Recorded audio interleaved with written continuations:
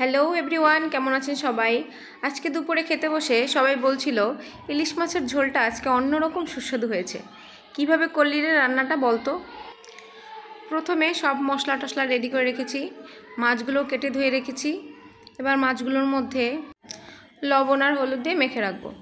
এবার কড়াইয়ের মধ্যে সাদা তেল, সর্ষের তেল, তার মধ্যে পেঁয়াজ বাটা দিয়ে নেড়েচেড়ে একটু ভেজে নিয়ে তার মধ্যে হলুদ গুঁড়ো, লঙ্কা গুঁড়ো, লবণ সব কিছু দিয়ে নেড়েচেড়ে আর একটু ভাজি ভাজি করে নিয়ে তার মধ্যে এবার দিয়ে দিতে হবে বাদাম বাটা আর সর্ষে কাঁচা লঙ্কা বাটা।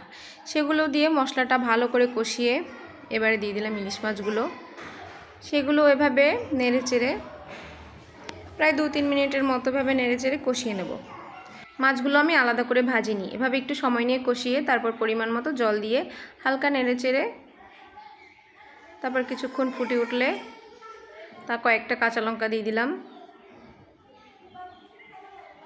এবারে দিয়ে দিব সর্ষে কাঁচা লঙ্কা বাটা ছিল, সেটা একটু জলে গুলে দিয়েছি এবং সরিষার তেল, অল্প একটু কাঁচা তেল দিয়ে একটু নেড়েচেড়ে 2 মিনিটের জন্য ঢাকা দিয়ে রাখবো। ব্যাস, ঢাকনা উল্টিয়ে নামিয়ে নেব। তৈরি হয়ে গেল ইলিশের পিনাট কারি। সবাই অনেক প্রশংসা করছিল।